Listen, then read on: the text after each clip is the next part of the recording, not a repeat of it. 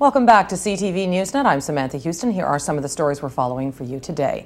Israel is widening its ground war against Hezbollah in Lebanon, almost tripling the number of troops to about 30,000.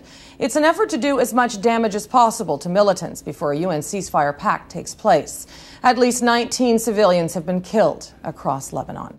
A U.S. official is suggesting there is scientific evidence a nuclear explosion occurred in North Korea earlier this week. An American source says preliminary analysis shows radioactivity in air samples collected near the area North Korea claims was the test site. But the official says the United States has not come to any conclusions yet. Britain's top army commander launched a new campaign today, one of damage control. General Richard Dannett was quoted as saying that the presence of foreign troops in Iraq is making the situation there worse. As CTV's Tom Kennedy reports, Dannett now says that candid assessment was taken out of context. His words are on the front page of virtually every newspaper in the country. Tom Kennedy, CTV News, London. Brian Katulis is a senior fellow at the Center for American Progress, a liberal think tank based in Washington. He joins us now. Thanks, Brian, for being here. Thanks for having me. How do you think General Dannett's comments will affect the mission in Iraq, not just where British troops are concerned, but also with Americans? Well, look, I think we're at a point where there are a lot of leaders in the United States and in Great Britain who are asking questions about whether it's viable to stay the course. After 9 exhaustive days of searching, rescue teams gave up hope today of finding 2 missing climbers alive on Oregon's Mount Hood. It's a hard decision to make. Officials say the operation on the mountain is now a recovery effort. 3 climbers were reported missing in the snow on Mount Hood on December the 11th. One of them, Kelly James, was found dead in a snow cave Monday.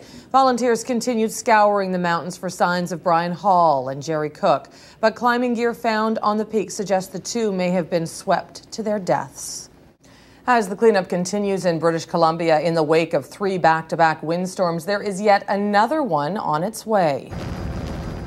This is the scene in Vancouver's Stanley Park following last Friday's windstorm. Hundreds of majestic trees were toppled by powerful winds. Sections of the seawall are also blocked by landslides.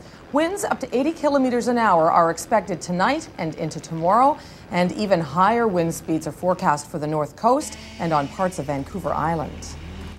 The West Coast isn't the only place dealing with wild weather. A blizzard is burying parts of Colorado and the people who live there under huge snowdrifts.